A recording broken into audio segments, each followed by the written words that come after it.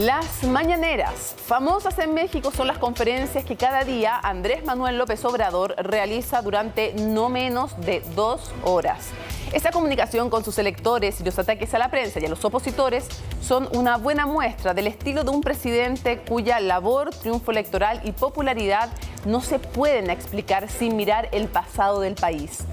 Uno en que durante 70 años en México gobernó el PRI, uno durante los cuales el partido que siguió, el PAN, no logró ni de cerca acabar con la corrupción enquistada ni con el narcotráfico, que sigue siendo uno de los principales flagelos.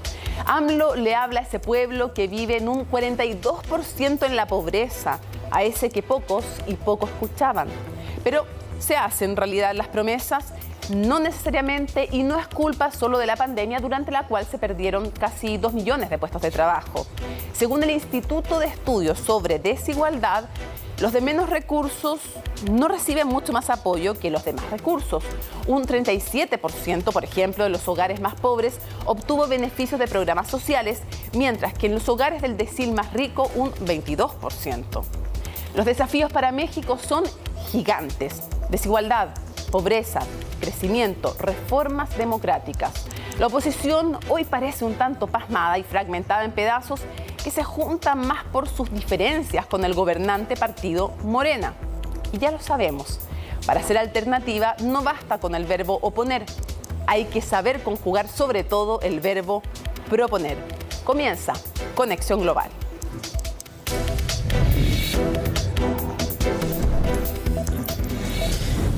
Uno de los últimos hechos políticos en México es una consulta a la que llamó el gobierno, donde participaron solo el 7% de los ciudadanos, lo cual, la verdad, hace que no sea vinculante y que proponía una serie de acciones para intentar llevar a la justicia a los últimos 5 expresidentes con distintas razones. Pero eso es solo contingencia. ¿Cómo llegó a gobernar Andrés Manuel López Obrador? Eso y más nos cuenta en su nota Laura Soto.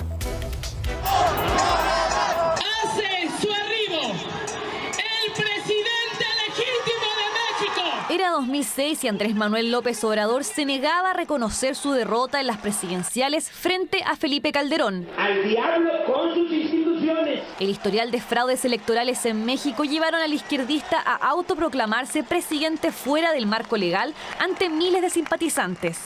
Es un honor ser presidente legítimo de México. Pero sus denuncias no tuvieron respuestas en la autoridad electoral. Así tuvo que esperar 6 años para nuevamente estar en la papeleta de una presidencial. Pero otra vez salió derrotado, otra vez con un estrecho margen y otra vez con una elección marcada por irregularidades que en 2012 llevaron a Enrique Peña Nieto al poder. El 2018 sería el año para AMLO, quien se convertiría en el candidato más votado de la historia del país.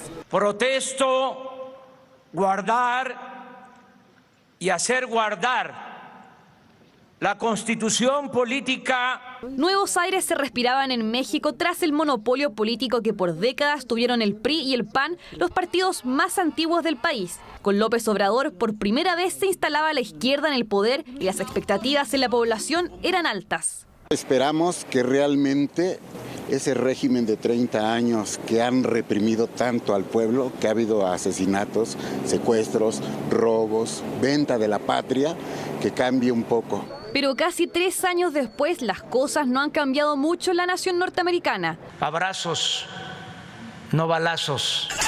Así resume el presidente su política contra la violencia del narcotráfico. Quiso diferenciarse de sus antecesores que apostaron por combatir al crimen organizado con el poder de las Fuerzas Armadas. Así, AMLO optó por crear otra institución castrense, la Guardia Nacional, una especie de nueva fuerza de orden integrada por militares y navales. Su primer año de mandato fue el más violento en la historia reciente del país, con más de 35.000 homicidios, y solo en su administración se han reportado más de 21.000 desaparecidos. Ante la inseguridad, civiles se han armado para luchar contra el crimen organizado. Aquí no hay seguridad, no hay paz, no hay tranquilidad. Solo hay miedo, llantos y temores. Pero en ningún caso se acepta el que se armen grupos. A los crímenes del narcotráfico se sumaron los femicidios. Según cifras oficiales, en promedio 10 mujeres son asesinadas en México cada día. y en 2019 también se alcanzó una marca histórica con más de 1000 femicidios. La indignación de las mujeres estalló en las calles al ver que casi todos los crímenes quedaban impunes. Me parece que las mujeres somos las que estamos realmente siendo la verdadera oposición del gobierno en este momento. Con Donald Trump en Estados Unidos, las cosas no serían fáciles para López Obrador, en especial en el tema migratorio. La amenaza constante del magnate de imponer aranceles a los productos mexicanos si no se solucionaba la crisis migratoria llevaron a AMLO a evitar la confrontación con un líder que tildó a los mexicanos de criminales y violadores. Nuestra relación nunca ha sido tan cercana como ahora. Admirador de Salvador Allende y Hugo Chávez, el mexicano tiene buena relación con los líderes progresistas de la región.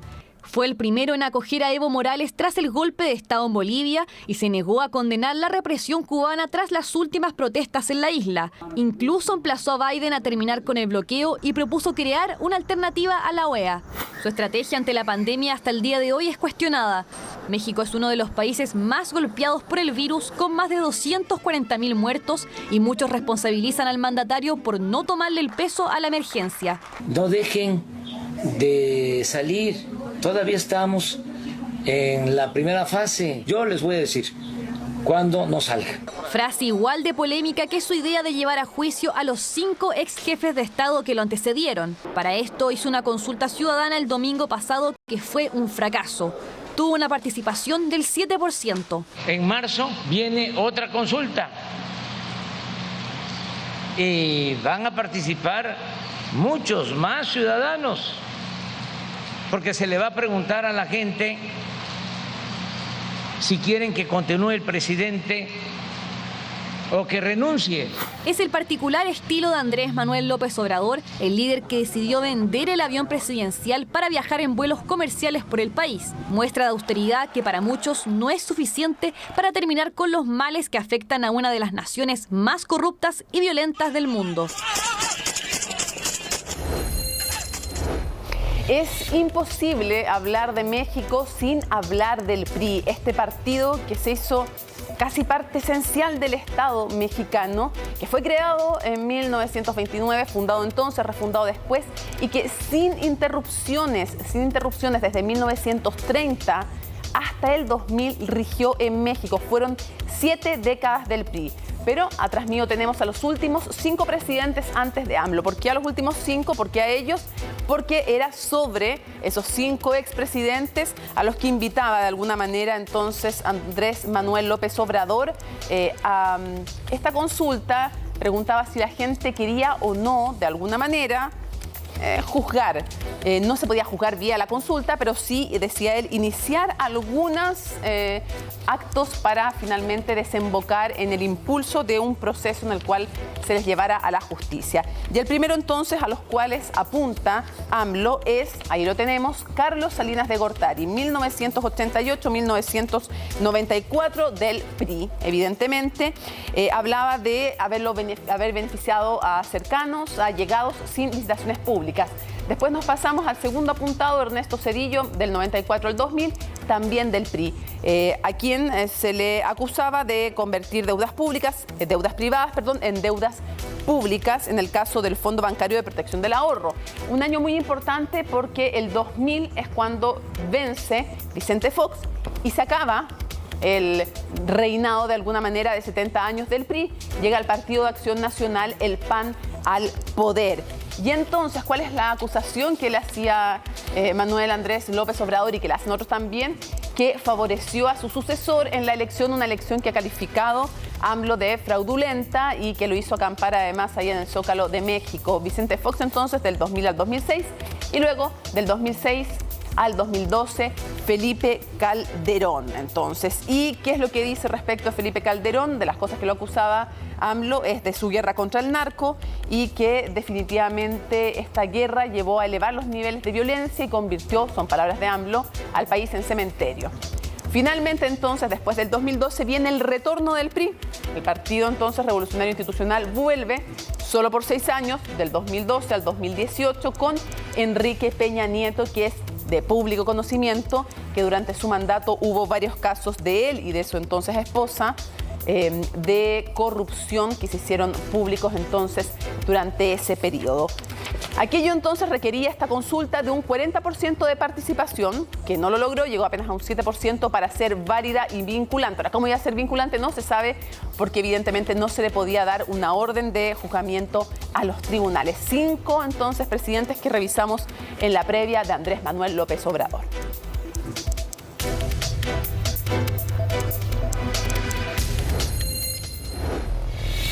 Bueno, y es un gusto conversar con nuestro siguiente invitado. Desde México también estamos junto a un periodista brillante, el director de Animal Político, me refiero a Daniel Moreno. Muchas gracias por acompañarnos. Al contrario, muchas gracias por la presentación. Merecidísima y me quedo corta. Además, lo primero que quisiera ir es algo de contingencia, que nos explicara cómo ven en México el resultado de esta consulta, que era más bien simbólica, no alcanzó el 40% de participación, por lo tanto tampoco es vinculante, y en sí era bastante simbólica sobre ni siquiera si juzgar o no a los 5 expresidentes, sino más bien si había que perdonarles o no, si había que iniciar algunas acciones para lograr eso al final o no. Sí, terminó siendo un enredo, en efecto. Incluso diría que se ha comparado más de una ocasión con la consulta chilena al final del gobierno de Pinochet y la diferencia en pregunta chilena y en pregunta mexicana, porque la pregunta mexicana terminó siendo muy enredada.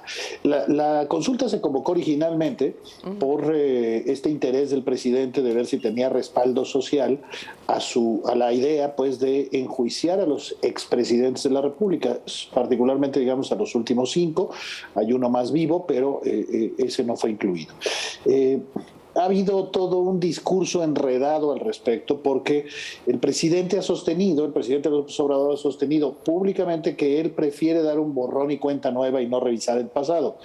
Pero sin duda, el resultado mismo de la elección en 2018 ya probaba lo contrario. Y digo esto porque buena parte de las explicaciones que podemos encontrar para explicar el triunfo del presidente López Obrador, necesariamente tienen que referirse al pasado, a la ineficiencia y a la corrupción, digamos, de los gobiernos que hemos tenido en los últimos años. Entonces, aun cuando tuvo el respaldo mayoritario del 2018, quiso volver a intentarlo, y el resultado, en efecto, se quedó muy corto de lo esperado. Sin embargo, hay que tomar en cuenta que a pesar de que, llegar al 40% es una locura en este país, porque estamos hablando, pues, de casi 40 millones de personas, pues es muchísima gente. También hay que tomar en cuenta que movilizar a 7 millones de personas no es poca cosa. Es decir, la consulta casi sirvió para que el presidente y su partido tengan claro dónde están sus principales bases de apoyo, cómo las movilizan, cómo pueden movilizarlas y dónde tienen los problemas, pensando en elecciones futuras. Y creo que ese es uno de los resultados, que se pintó un mapa, digámosle así, de dónde están el voto duro, digamos, en favor de Morena, que es el nombre del presidente, del partido del presidente.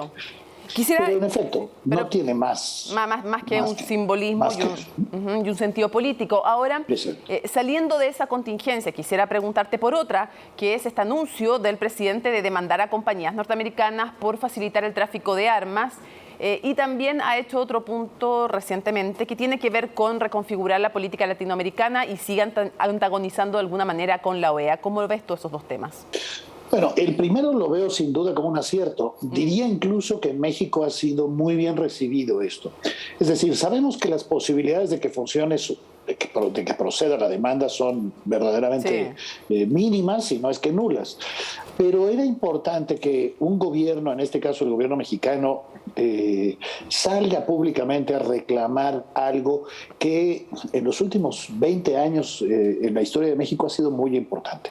En México la violencia se da con armas estadounidenses, con el tráfico de armas estadounidenses que no tienen ningún tipo de control.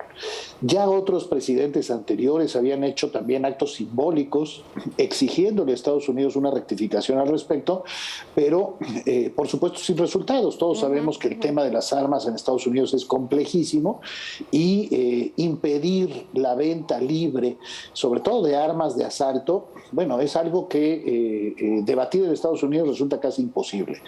Pero sí hay que insistir que lo que hace Estados Unidos con respecto a las armas afecta a muchos más países y en este caso, por supuesto, primero que nada, a México. Sería absurdo, obvio, decir que la violencia en México se explica solo por eso, pero no es un detalle menor tomar en cuenta que pues prácticamente la totalidad de las armas que se utilizan acá vienen directamente del mercado estadounidense y ese es un daño real, concreto, medible, que de veras en México tuvo este respaldo a la demanda porque desde hace muchos años hemos insistido desde diferentes foros, todo el mundo, que este es un problema que Estados Unidos no quiere resolver, pero que impacta directamente a México. Insisto, es un acto simbólico. Sí. El presidente Calderón, por ejemplo, hace, 10 años también tuvo un acto simbólico teniendo un evento público en una ciudad fronteriza e incluso pagando un anuncio gigantesco diciendo no al tráfico de armas, que es casi igual de simbólico que esta demanda. Pero insisto, sí creo que es de estas medidas que al menos significan una toma de posición frente a un problema que, insisto, Estados Unidos no quiere ver.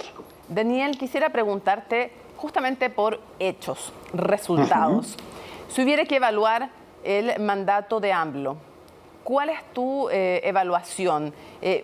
Ya veníamos, lo sabemos, y lo hemos conversado otras veces en este programa, primero el PRI, luego el PAN, luego el PRI, una larga historia en México, bien compleja. AMLO, ¿cómo lo evaluarías tú como presidente? Híjole, ya casi llegamos a la mitad de su gobierno y a mí me parece esta pregunta fundamental porque sí creo que en México dedicamos demasiado tiempo a debatir discursos, tonos, polarización política y demás y poco a resultados. Y creo que en este tema el gobierno del presidente López Obrador tiene un tache, tiene una nota reprobatoria. ¿Y por qué lo tiene? Vamos ubicando, porque evidentemente esta es una generalización y habría que mencionar que hay temas en los que sin duda hay un avance importante. Yo diría, un avance importante es que este gobierno desmontó un sistema diseñado para, déjame plantearlo así de claro, para el robo de recursos públicos, que es lo que vivimos durante el sexenio del presidente Enrique Peña Nieto. Esto no es un detalle menor, porque evidentemente en México, que tiene una larga tradición de corrupción, quizá llegamos a nuestro punto culminante en el gobierno anterior y de nuevo este fue un factor fundamental para que ganara el presidente López Obrador. Entonces, en ese tema, sin duda lo veo positivo, aun cuando, por supuesto, sigue habiendo corrupción, sigue habiendo errores, pero sí hay una diferencia entre que un funcionario sea corrupto a que haya un sistema diseñado para esto específicamente. Ya, pero entonces, en ese sentido lo tengo claro. Eso sería sí positivo, hay un avance, ¿no? Pero cuando vamos, por ejemplo, al alcance de lo que ha sido una de sus principales promesas de campaña, es decir, los programas sociales. Sabemos que no hay presidente que no surja del anterior y de los procesos anteriores. Tú hablabas de la corrupción y viene AMLO que promete combatir la corrupción. No sé, lo vemos en Venezuela, lo vemos en Chile, en cualquier parte, los procesos anteriores explican los presentes. Pero ¿qué ha sido de esta promesa de campaña de luchar contra la pobreza? ¿Qué alcance tienen? Porque me parece que ustedes han hecho investigaciones importantes en Animal Político respecto a los programas sociales. En efecto, yo creo que ese es el gran déficit que hay en este gobierno. Es decir, los resultados hoy, que además son perfectamente medibles y que son incluso medidos por instituciones públicas autónomas que hay en México para esto, pienso por ejemplo en el Instituto Nacional de Estadística, es que el combate a la pobreza y a la desigualdad no está funcionando en este gobierno. ¿Cuál es el resultado concreto? El resultado concreto es que este gobierno aumentó lo que le llaman las transferencias del gobierno a la gente, es decir, las becas, el programa de adultos mayores que se les da una cantidad de dinero mensual. Por diferentes razones, este gobierno aumentó considerablemente, y cuando digo considerablemente es 40%, los recursos destinados a combatir la pobreza. Pero la prueba que hay hoy, después de, insisto, casi 3 años de gobierno, es que ese dinero no está llegando a los más pobres y no está ayudando a los más pobres precisamente a salir de esa pobreza.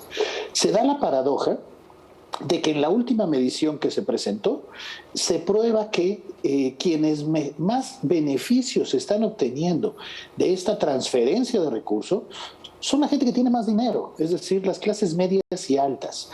Y en contraste notabilísimo, los más pobres de este país no están recibiendo las mismas ayudas incluso que en gobiernos anteriores. Este es un problema fundamental porque es pilar de este gobierno. Este gobierno ha insistido una y otra vez que su meta fundamental es el combate a la pobreza. Y lo que dicen los números es que no está siendo eficiente en este sentido. Hay algunos números que tengo acá que los saco también de la investigación que han hecho ustedes, que son cifras oficiales, además de organismos oficiales. Y dice que el año pasado los programas llegaban al 35% de los hogares más pobres y en 2016 la ayuda social llegaba al 61% de esos hogares. Exacto, o sea, estamos hablando de una caída muy importante. Y esto se da por lo que quizá es el principal problema de este gobierno, que es su ineficiencia. Es decir, este es un gobierno muy ineficiente para operar las propuestas, los programas que el mismo gobierno genera. Y esto lo hemos visto una y otra vez. Es decir, hay una propuesta, hay alguna idea, como, no sé, un programa que se llama Sembrando Vida, que consiste básicamente en promover la siembra de árboles y sobre todo de árboles frutales en zonas del sur del país para, de nuevo, combatir la pobreza. Bueno, lo que se ha probado es que este programa lo que está provocando es un efecto contrario. La gente quema selva a cambio de tener un terreno en donde pueda sembrar árboles y recibas ese dinero, lo cual es un absurdo. Daniel, esto es lo que está pasando, ¿no? Quisiera ir a otro punto. ¿Qué pasó con las elecciones intermedias? Unas elecciones en las que pierde la mayoría absoluta. Para tenerla tiene que, en el fondo, pactar con sus socios. No la tiene de por sí Morena, que es el partido de Andrés Manuel López Obrador, y si quisiera la calificada ya no la tiene, tampoco, no puede tenerla. Entonces no tiene ninguno de los dos tipos de mayorías en el Congreso. Pero en las elecciones de gobernadores tuvo un avance Morena, y de la mano también de varias mujeres. Atención con eso, porque hay 8 a cargo de gobernaciones y 8 eran las que habían habido en toda la historia mexicana a cargo de gobernaciones. Así que en ese sentido fue un hito desde el punto de vista de las mujeres.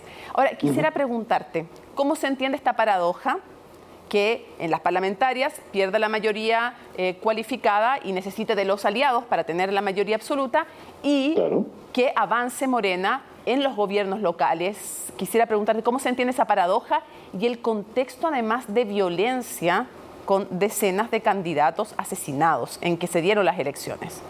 Sin duda, esto último que mencionas es fundamental, pero antes creo que es importante subrayar que al presidente le fue bien si tomamos en cuenta lo que son las elecciones intermedias en México y en muchos países. Es decir, las elecciones intermedias son un examen para los presidentes, son un primer corte de caja, digámosle así. ¿Y cuál fue el resultado aquí? El resultado es que sí hubo una baja de votos, pero el presidente conserva, digamos, una cómoda mayoría. ¿Y por qué una cómoda mayoría? Pues porque el presidente realmente tiene un partido, pero tiene a otros partidos que son absolutamente aliados y sujetos a las decisiones del presidente, que le dan, digamos, una mayoría relativamente cómoda en la Cámara de Diputados, no para hacer reformas constitucionales, pero sí para aprobar ciertas leyes. Entonces, el presidente, digamos, lo que tiene, por ejemplo, garantizado, y él mismo presumió en su momento esto, es que el presupuesto que se diseña cada año, la oposición no puede frenarlo. Lo único que puede hacer es subir a tribuna y quejarse de algo, pero el presidente tiene los votos para poderlo hacer. Entonces, digamos, le fue mal, pero ni de lejos le fue tan mal como a gobiernos anteriores. Entonces, creo que habría que matizar esa primera afirmación. Y lo segundo, bueno, lo que estamos viendo es que la penetración de Morena en los estados es tan notable que lo más probable es que el próximo año, que habrá otras elecciones para 5 gobernadores, el presidente va a tener gobernadores en por lo menos 2/3 partes del país que van a ser del mismo partido del presidente. Esto no pasaba desde hace muchos años en México. En México, como saben, la pluralidad tardó mucho tiempo. Fíjate, hasta 1989 ningún gobernador de oposición había ganado en México. Sí. 1989 apenas. Bueno, el que hoy haya esta pluralidad en los gobiernos estatales es muy notable. Y lo que estamos viendo es que Morena está teniendo tal fuerza que esa pluralidad corre riesgo de perderse, pero en este caso será estrictamente por la decisión de los electores. Sí, Daniel, quiero agradecerte muchísimo. Ha sido un honor conversar contigo. Admiro mucho tu trabajo, además, y leo constantemente, además, Animal Político, que invito a todos también a leerlo porque es muy interesante lo que están haciendo ahí ustedes. Muchísimas gracias por habernos acompañado. Al contrario. Muchas gracias a ustedes. Saludos. Un abrazo. Y vamos a analizar este tema en profundidad. No sé bien cómo presentarlo porque hay muchas formas de presentarlo. Claro, la formal sería decir que es el director del Fondo de Cultura Económica, pero uno podría decir que es político, que es director, que es un hombre de las artes de la política. No sé, bueno, es Paco Ignacio Taibo. Muchas gracias por acompañarnos desde México. Un placer. Me costó presentarte, Paco, porque tienes muchas aristas. Entre otras, la gente, le paso el dato, pueden revisar tus trabajos también en Netflix. Pero quisiera preguntar, en este programa que estamos haciendo, que se llama Conexión Global desde Chile, si tú tuvieras que resumir las luces y las sombras hasta ahora del mandato de Andrés Manuel López Obrador, ¿cómo definirías esas luces y esas sombras? Bueno, de entrada diciendo que el mandato de Andrés arranca con un hecho inusitado. Es una victoria electoral en un país que había sufrido 3 fraudes electorales pasmosos, terribles, verdaderamente arbitrarios, represivos. Y entonces el origen de la victoria de Andrés es el júbilo, pero también el desconcierto de este país puede cambiar por la vía electoral y lo demuestran los hechos. Pero eso no quitaba el estupor que teníamos en la mañana después de la victoria. Nosotros y los partidos de la derecha que estaban todavía más desconcertados. A partir de ahí se produce una continua zona de luces intermitentes que tiene que ver con la lógica del gobierno Andrés. Esta lógica que arranca con una declaración muy potente que es primero los pobres. Y decir eso en público y en México, un país con una oligarquía cerril, un conservadurismo irracional y amarrado a la vida cotidiana y controlando los medios de comunicación, no es fácil. Pero esa es la primera luz, el generar un gobierno que a la hora de tomar decisiones pone por delante el problema de gobernar para todos, pero primero los pobres. ¿Paco? Sí. Obviamente tú eres partidario de AMLO, aquí tenemos distintas voces en el programa, pero si tú tuvieras que hacerle una crítica, ¿qué crees que él no ha hecho bien? Por ejemplo, te pongo sobre la mesa, algunos han hablado del manejo de la pandemia y cuando él mismo se ha hecho la autocrítica, que al principio no le dio la importancia que debiera y de hecho incluso negaba la gravedad, no quería tomar las normas sanitarias recomendadas. No sé si sería esa, pero dime tú, tal vez puede ser de otro ámbito. Desde luego esa no sería. ¿Qué crítica le harías tú? La velocidad con que México arrancó, a pesar de las dudas que todos teníamos sobre las dimensiones mundiales de la pandemia, y no era un problema de Andrés, era un problema de todo el planeta, diciendo a qué nos enfrentamos, de qué profundidad, de qué extensión, ¿no? Veíamos desde lejos el fenómeno chino sin poderlo evaluar. Yo diría que no fue por ahí, y que la respuesta fue bastante rápida, enfrentando un sistema de salud que estaba destruido. Un sistema de salud donde los anteriores administradores habían vendido camas y medicinas, habían inaugurado hospitales que no tenían techo. En ese sentido, yo creo que la respuesta frente a la pandemia ha sido muy buena. Quizá mi única crítica sería decir que el gobierno, y con eso me hago corresponsable, no habíamos valorado exactamente el peso de un aparato del Estado podrido que habíamos heredado. Un aparato del Estado corrupto y terriblemente burocratizado. ¿Cómo, Paco? ¿Tú dices que no habían logrado dimensionar la profundidad de la corrupción? No, la profundidad de la burocracia combinada con la corrupción. Yeah. Mira, la frase con la que más veces me he enfrentado desde que tomé la dirección del fondo es, esto antes se hacía así. Y tú le dices al que te dice esa bonita frase, pero oiga, ¿no es absolutamente irracional 4 pasos burocráticos cuando podía ser 1? y te dice, bueno, es que antes se hacía así. No lo vas a mover del antes se hacía así. Era un aparato burocrático que caracterizarlo como un elefante piojoso hubiera sido amable. Y no lo dimensionamos. Cuando entramos al poder, sí, no lo pudimos dimensionar. No nos dimos cuenta de la profundidad de los estorbos que implicaba para una transformación radical de este país un aparato burocrático de ese estilo. ¿Cuál es tu opinión? ¿Tú dirías que México es hoy un país polarizado? Cuando uno ve las cifras de popularidad de AMLO, tiene más de un 60% de popularidad, y por el otro lado vemos también un 30 y tanto % de desaprobación. Pero cuando hay mediciones de intensidad de aprobación y de intensidad de desaprobación, dando estas cifras generales, entre quienes lo apoyan hay una muy fuerte adhesión, y entre quienes están en contra, muy fuerte en contra. ¿Hay polarización en México, no? ¿Qué tan fuerte esta división desde tu perspectiva? Yo te haría una pregunta. ¿Dónde has estado viviendo en los últimos años en América Latina donde no haya habido polarización? La polarización es un fenómeno de conflicto entre modelos de sociedad opuestos. Hemos vivido momentos de tremenda polarización, desde los movimientos estudiantiles de los años 60, ustedes en Chile frente al fenómeno del golpe contra Allende, y recorres toda América Latina y vas a encontrar que la polarización es un fenómeno de fuerzas y modelos en conflicto. Y no veo por qué ahora debe aplicarse con particular lupa al caso mexicano. México está polarizado, y dice, sí, claro que está polarizado. Hay dos proyectos de nación que son muy discordantes, muy confrontados. ¿Cómo describirías, Paco? Porque es interesante, la polarización es efectivamente, no solo en América Latina además, está muy presente en muchos países, pero lo interesante es irle preguntando a la gente de cada país a qué atribuye esa polarización o cómo describe cada uno los proyectos en pugna. A veces tienen que ver con proyectos en pugna, en otros momentos ha tenido que ver en otros países, por ejemplo, con fenómenos más específicos. En el caso de México, ¿cómo describirías tú los modelos en pugna y los sectores? Sí, de repente me parece que cuando hablamos de polarización, tu referente es Suiza. No, sé lo que es la polarización en toda América Latina. Esto es América Latina, hombre.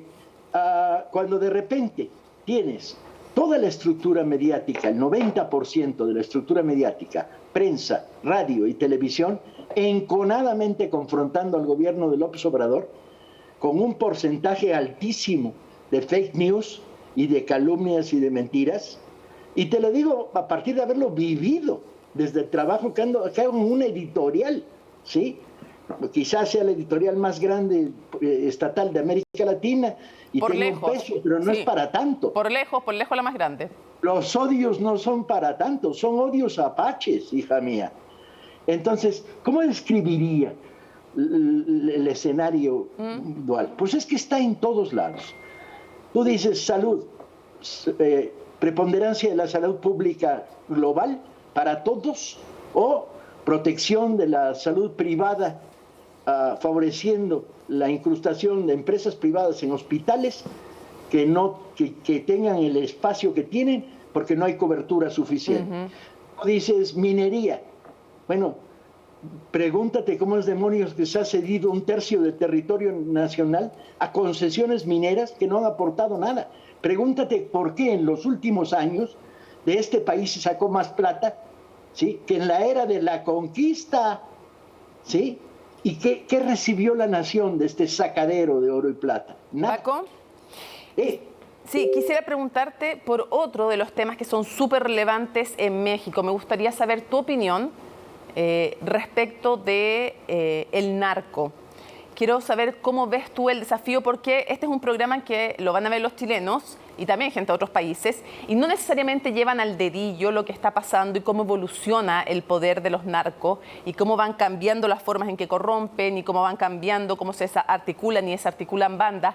¿Cómo le explicarías tú hoy día, en el presente, el poder del narco en México? Bueno, hemos heredado una situación con unos grados de progreso muy extraños. Siendo frontera con Estados Unidos, somos el paraíso, somos el portaaviones que de aquí despega hacia los consumidores norteamericanos. En los últimos años, la crisis narca colombiana transportó a México una parte más importante del portaaviones. Pero se cometieron desde el punto de vista del aparato estatal un par de errores garrafales.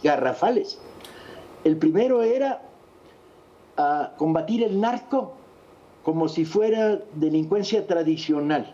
Y no, el narco es una economía. Y una economía seriamente asentada. Pero por otro lado, la complicidad del aparato estatal con el narco. En México todos los días se descubre que un alto funcionario de los 3 últimos gobiernos o 4 estaba coludido con el narco. Y luego el último remate, cuando el presidente Calderón decide declarar la guerra al narco, declara una guerra que lo que hace es que el narco crezca, porque combate a algunas de las cárteles más importantes, beneficiando a otros y fragmentando los grandes cárteles que multiplican su base social y su base económica y su militancia. El narco, de repente, al ser golpeado con esta lógica absurda de la guerra contra el narco, lo que hizo es fragmentó un cártel en 8.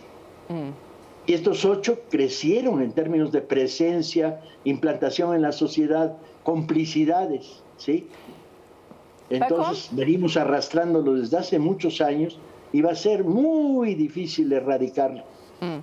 El poder del narco, no el narcotráfico que va a seguir existiendo mientras tengamos frontera con Estados Unidos. Sí, claro, porque además bien se sabe, y lo hemos contado acá también en otros programas, que es el principal mercado de la droga de México es Estados Unidos y el principal proveedor de armas de Estados Unidos para estos carteles, para los carteles mexicanos, es Estados Unidos. O sea, compra droga, vende armas también en un negocio tan oscuro como lucrativo también para Estados Unidos, ¿no? Quisiera preguntarte, si tú tuvieras que decir 2 o 3 de los principales desafíos que tiene en esta segunda etapa de gobierno AMLO, ¿cuáles van a ser? ¿Cuáles son los principales desafíos? Yo quiero frenar la pandemia y por lo tanto pasar a una etapa de reestructuración de la economía de abajo hacia arriba. El problema es que cuando dice reestructuración de la economía hay 2 maneras de ver el mundo. La de las grandes capitales y los grandes industriales que dicen fortalecer la economía es subvencionar a las grandes empresas para que proporcionen empleo. Y la otra es la que tenemos, la izquierda de este país, que es lo que hay que es subvencionar al pequeño propietario, subvencionar al tendero de la esquina para que pueda ampliar su negocio, subvencionar las cooperativas de consumo. O sea, generar economía de abajo hacia arriba que aumenta el número de ciudadanos con empleo digno y que al mismo tiempo activa o reactiva. No puedes jugar en una sola carta, tienes que jugar en las 2. Pero ese sería el reto, el segundo gran reto.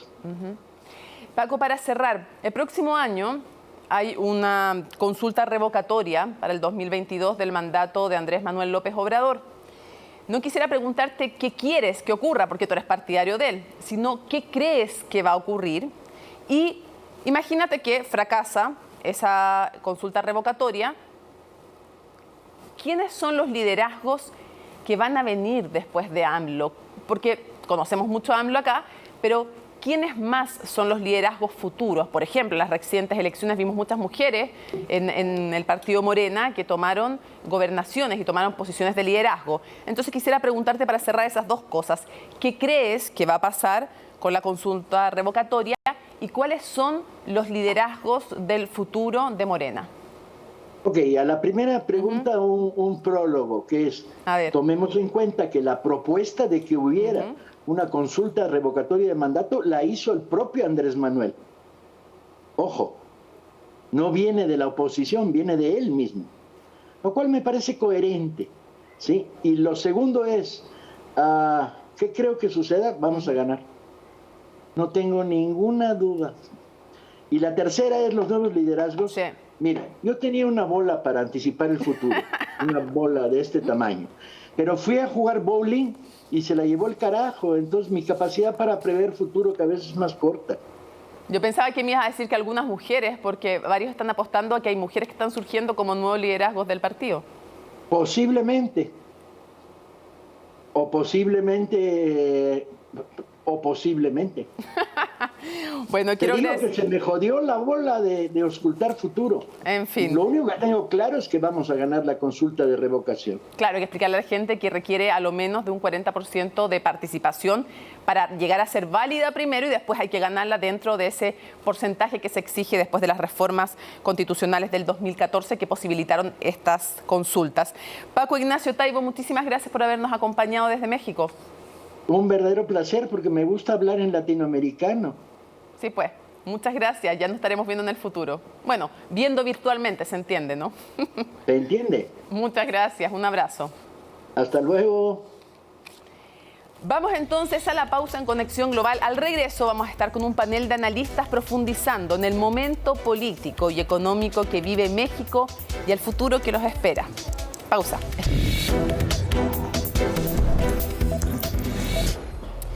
Estamos listos para nuestro panel, un panel además de mujeres preparadísimas. Es un honor tener con nosotros desde México a Miriam Hinojosa. Miriam, muchas gracias por acompañarnos. Al contrario, muchas gracias a ustedes por la invitación. Y también le damos la bienvenida a Gisela Sarenberg. Contar que Miriam es doctora en Estado de Derecho y Gobernanza Local de la Universidad de Salamanca, integrante de la red de politólogas. Y en el caso de Gisela, es profesora investigadora de la Facultad Latinoamericana de Ciencias Sociales de la sede académica en México, coordinadora de la maestría en Políticas Públicas y Género e integrante también de la red de politólogas. Así que muchísimas gracias también, Gisela, bienvenida. Gracias, muchas gracias por la invitación y un saludo a la audiencia. Comenzar, Miriam, preguntándote, si tuvieras que decir cuáles han sido los aciertos de Andrés Manuel López Obrador, ¿cuáles serían? Bueno, yo creo que ha sido capaz de entrada de conectar muy bien, no solo con el electorado, sino con la ciudadanía en general, porque ya fuera del proceso electoral, pues ha sido capaz de mantener un rango de popularidad pues ciertamente difícil en un país, en las condiciones de México, de las que ya hablabas, que no es precisamente que vivamos en una bonanza, y ciertamente en el contexto de una pandemia.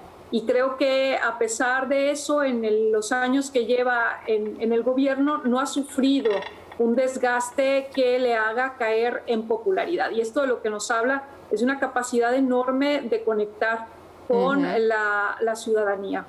Creo también que eso se debe a otro acierto importante, que es identificar un grupo históricamente desatendido por gobiernos y gobiernos, tanto en el periodo predemocrático como ya en el periodo democrático del país, que son las personas que viven en condiciones de vulnerabilidad, que como ya señalabas ahorita, ronda el 40% y a veces hasta el 50% de la ciudadanía mexicana. Entonces yo creo que haber identificado que aquí había un dolor intenso, una desatención profunda y por lo menos en el discurso poner a estas personas en el centro de su gobierno ha sido, sin lugar a dudas, un asunto atinado. Gisela, si tuviéramos que decir cuáles son las sombras, cuáles son los defectos de este gobernante, ¿cuáles serían a tu juicio? Bueno, yo creo que se trata de un gobierno de izquierda, pero conservador nacional. Hay que una izquierda conservadora nacional de alguna forma. Obviamente hay heterogeneidad en el partido, en el gobierno, pero las directrices principales serían estas. Podríamos hasta llegar a hablar de un neopriismo. Después lo podemos debatir si quieres. Y eso significa que en el intento por disciplinar a la élite política, a la élite empresarial y controlar el territorio nacional, se ha centrado y ha fortalecido fundamentalmente al ejército mexicano.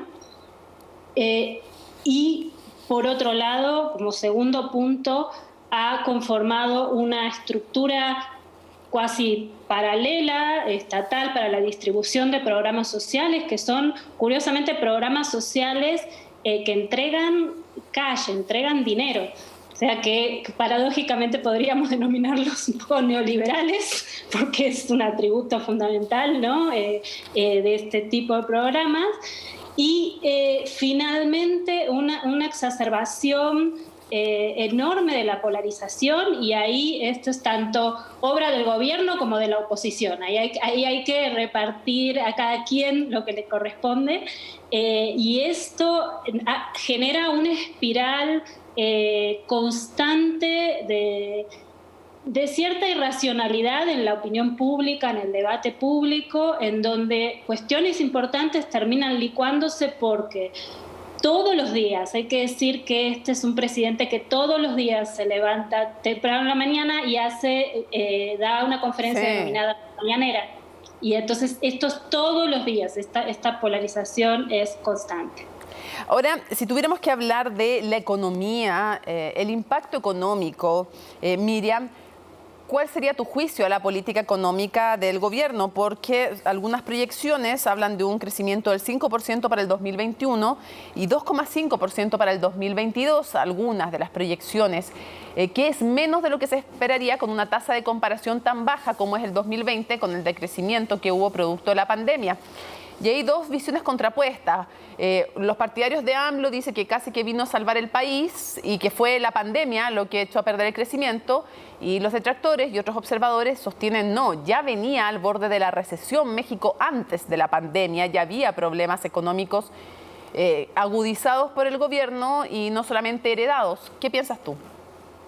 Bueno, ciertamente no podemos hablar de que haya habido una política económica que haya detonado crecimiento ya desde varios sexenios atrás. Yo creo que si por algo hubiera que juzgar a los expresidentes, justamente como invitaba la consulta inicial, pues tendría que ver con esto, con esta incapacidad de detonar el crecimiento. Yo creo que todos guardamos bien en mente aquella promesa de Vicente Fox de que rápidamente podía poner a México en una ruta de un crecimiento sostenido de 7% anual.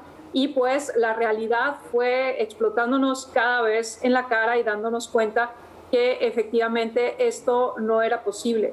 También hay que ver que había augurios terribles, aún antes de saber de la pandemia, de lo que ocurriría una vez que Andrés Manuel López Obrador llegara al poder, si eso pasaba en el sentido de un desplome, por ejemplo, del peso frente al dólar, de una caída estrepitosa de la bolsa mexicana, y pues no ha ocurrido ninguna de las dos cosas. Entonces, de alguna suerte, las trompetas de desgracia que normalmente escuchábamos ante las reiteradas crisis económicas que ha vivido el país, pues no se han empezado aún a escuchar, y es difícil encontrar dónde está en este crecimiento limitado o incluso decrecimiento, dónde está la responsabilidad del gobierno y dónde está la situación propia de la pandemia. Lo que es una realidad, lo que no podemos tapar el sol con un dedo, es que el contexto actual ha llevado a una pauperización aún mayor de los círculos ya de por sí muy desfavorecidos, señaladamente las mujeres, que han sufrido el embate de la pandemia de forma más terrible y que además han tenido que asumir la situación de los hijos estudiando en casa, por ejemplo, de forma mucho más subrayada que los hombres. Pero yo puedo ver, por ejemplo, a un AMLO controlando la inmediatez.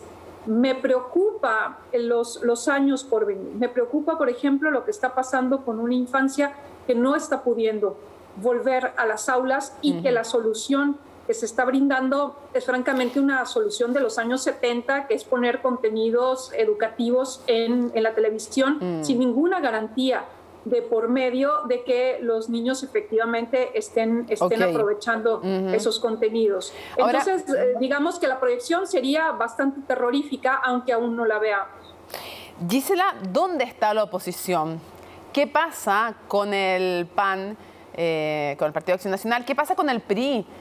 Gobernó 7 décadas, después tuvo un periodo en el presidente anterior, Peña Nieto, el anterior a AMLO. ¿En qué está esa oposición que se supone que forma bloque ahora en el Parlamento, que va a tratar de formar, pero que también otros dicen cómo pueden estar juntos si son proyectos que son contradictorios? ¿En qué está la oposición? Buena pregunta. Creo que la oposición está profundamente fragmentada, en realidad, y lo que la une paradójicamente es su posición contra AMLO. Si uno hiciera un análisis rápidamente cuantitativo, los discursos de la oposición, la palabra AMLO predominaría en enorme porcentaje. Y esto es muy, muy significativo. Creo que estamos mostrando una falta de construcción de un proyecto de país alternativo y una relación de estar en espejo, siempre contestando a las provocaciones que día a día, como mencionaba, se generan en la opinión pública desde el oficialismo, desde el propio presidente, que les da un poco de cucharada de su propio veneno, digamos, y esto se convierte en un ciclo que bastante enloquecedor. Entonces, bueno, la oposición está quedando a deber mucho en esto, más allá de las críticas ciertas o no, que las razones que pueda tener para criticar justificadamente o no, eso se puede debatir, las distintas acciones y palabras acciones de gobierno y palabras del propio presidente. Creo que está faltando proyecto. Y está en esta unión más en contra que aglutinada a favor de AMLO. Ahora, Miriam, si tú tuvieras que describir otro ámbito de las acciones de AMLO, las políticas en el ámbito internacional, ¿cómo resumirías su postura? Porque, entre otras cosas, lo hemos visto defendiendo, atacando a Estados Unidos por el embargo a Cuba, pero no criticando, que me parece algo, yo me hago cargo de mi opinión, me parece algo muy bueno. O sea, creo que todos los países, salvo 2, han condenado el embargo, y además porque es una medida que finalmente termina de alguna manera más bien fortaleciendo los regímenes más que debilitándolos, y además dañando seriamente en ese y en otros países a la población civil, ¿no? Me hago cargo yo de mi opinión, pero no criticando a la dictadura cubana. Y de nuevo, cuando la califico de dictadura, me hago cargo yo de ese calificativo, no las involucro a ustedes si es que ustedes no lo ven así. Más allá de Cuba, ¿cuál es la política exterior de un presidente que extrañamente con Trump en el pasado no pareció llevarse mal? Sí, bueno, yo creo, de entrada, tomando esta cuestión de Cuba, yo creo que tenemos que entender que Morena, el partido en el poder, pues no es un monolito, sino una serie de corrientes que viajan de la izquierda extrema hasta un centro casi cargado a la derecha. Y de alguna suerte tienen que, quienes están gobernando junto con Andrés Manuel López Obrador, su equipo, tienen que hacer malabares para de alguna suerte tener guiños para cada uno de esos grupos, y la política exterior pues ha sido parte de eso. Entonces yo creo que este endoso a Cuba sin la crítica que tú ya señalabas, pues proviene de este gesto favorable hacia las formaciones de izquierda que apoyan a Andrés Manuel López Obrador. Yo creo que además México no ha salido de esta situación de la relación con Cuba como un espejo de su relación con Estados Unidos, donde lo que le quiere decir a Estados Unidos lo dice precisamente a través de la relación que guarda con La Habana, y eso ha sido una constante en la política exterior mexicana. Vemos también una apuesta interesante por el multilateralismo.